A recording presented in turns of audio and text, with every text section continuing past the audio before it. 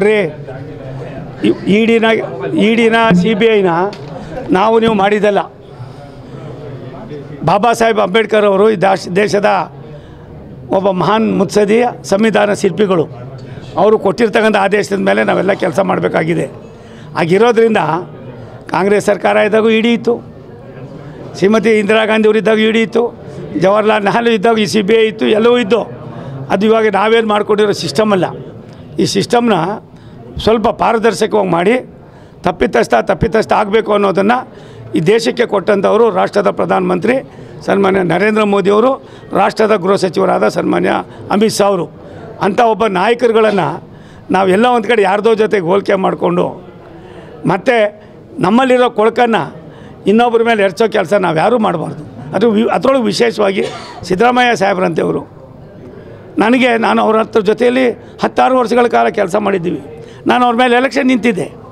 ಒಂದಿನೂ ಕೂಡ ನಾವು ಬಾಯಿ ತೆಗೆದು ಕೂಡ ಸಾಹೇಬ್ರಂದಿರ ಮಾತಾಡಿಲ್ಲ. ಅವರೇ ಒಂದಿನ ಏನೋ ಅಂದಿದ್ರು, ಮತ್ತೆ ಫೋನ್ ಮಾಡಿ ಹೇಳಿದೆ ಇದು ಮಾತಾಡಿದ್ರೆ ಸ್ವಲ್ಪ ಕಷ್ಟ ಆಯ್ತದೆ ಅಂತ. ಅವರು ಅದನ್ನು ಅರ್ಥ ಮಾಡಿಕೊಂಡ್ರು.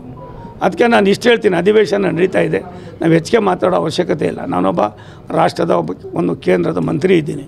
ನನ್ನ ವಿನಂತಿ ಇಷ್ಟೇ, ಮೊಸರಲ್ಲಿ ಕಲ್ಲು ಹುಡ್ಕೋದು ಬಿಟ್ಟು ಕೆಸರಲ್ಲಿ ಕಲ್ಲೆರ್ಚಿ ಹಾಕೋದು ಬಿಟ್ಟು ವಾಸ್ತವಾಂಶ ಏನಿದೆ ಮೂಢ ನೀವಿಲ್ಲ ತಾನೇ ಕೊಟ್ಬಿಡಿ. ಯಾರು ಬೇಡ ಅಂತಾರೆ? 3 ಎಕರೆ 16 ಗುಂಟೇರಿ ಸಾವಿರಾರು ಎಕರೆ ಆಗಿತ್ತು. ಅದಕ್ಕೆ ಹಿಂದೆ ಏನೇನೋ ಆಗಿತ್ತು, ಅವೆಲ್ಲ ಬೇಡ. ಇವಾಗ ನಾವು ಚರ್ಚೆ ಮಾಡೋದು ಬೇಡ. ನಾನು ವಿನಂತಿ ಮಾಡ್ತೀನಿ, ರಾಜ್ಯ ಸರ್ಕಾರ ಕೇಂದ್ರ ಸರ್ಕಾರ ಜೊತೆಯಲ್ಲಿ ಒಳ್ಳೆ ತಂದೆ ನಡ್ಕೊಡೋದು ಒಂದು ಕಡೆ ಆದರೆ, ಎಲ್ಲೋ ಪುಣ್ಯಾತ್ಮ ಮಳೆರಾಯ ಆ ಅಗ್ನಿ ಇವನು ಪ್ರಕೃತಿ ನಮಗೆ ಇವತ್ತು ಆಶೀರ್ವಾದ ಮಾಡ್ತಾವನೆ. ಇವೆಲ್ಲ ಅರ್ಥ ಮಾಡಿಕೊಂಡ್ರೆ ನಮಗೆ ನಾವು ಇಷ್ಟೆಲ್ಲ ತರಲೆ ಮಾಡಿದ್ರು ಅವ್ನು ಮಾತ್ರ ಅವ್ನ ಕೆಲಸ ಅವ್ನು ಮಾಡ್ತಾವನೆ. ನಾವು ನಮ್ಮ ಕೆಲಸ ಮಾಡೋದು ಬಿಟ್ಟು ಬೇರೆ ಕೆಲಸ ಮಾಡೋಕ್ಕೆ ಕೊಟ್ಟಿದ್ದೀವಿ. ನಾನಿಲ್ಲಿ ಮಾದಪ್ಪನಿಗೆ ಬಂದಿದ್ದೀನಿ. ನನಗೆ ಮನೆ ದೇವರು ನಾನು ನಂಬಿಕೆ. ನೀವೇ ಹೇಳ್ತಾಯಿದ್ರಿ ಸೋಮಣ್ಣನ ಮುಗಿದೋಯ್ತು, ಚಾಮರಾಜನಗರದವ್ರು ಮುಗಿಸ್ಬಿಟ್ರು, ವರ್ಣದವ್ರು ಮುಗಿಸಿದ್ರು ಅಂತ. ಒಳ್ಳೆತನಕ್ಕೆ, ಒಳ್ಳೆ ನಡವಳಿಕೆಗೆ, ಒಬ್ಬ ಕೆಲಸಗಾರನಿಗೆ ಭಗವಂತನ ಆಶೀರ್ವಾದ ಇರುವಾಗ ನಾವ್ಯಾಕೆ ಹೆದರ್ಕೋಬೇಕು? ನಾನು ಹೆದರ್ಕೊಂಡ? ಮಾದಪ್ಪನೂ ಕೈ ಬಿಡಲಿಲ್ಲ, ನಮ್ಮ ನಾಯಕರುಗಳು ಕೈ ಬಿಡಲಿಲ್ಲ. ನಮ್ಮ ನಾಯಕರುಗಳು ಕೈ ಬಿಡಲಿಲ್ಲ ಅನ್ನೋದು ಕಾರಣ ಯಾರು? ಮಾದಪ್ಪ, ನಾನು ನಂಬಿರೋ ನಮ್ಮ ಅಜ್ಜ, ನಮ್ಮ ದೇವರು, ನನ್ನ ತಂದೆ ತಾಯಿ ಆಶೀರ್ವಾದ.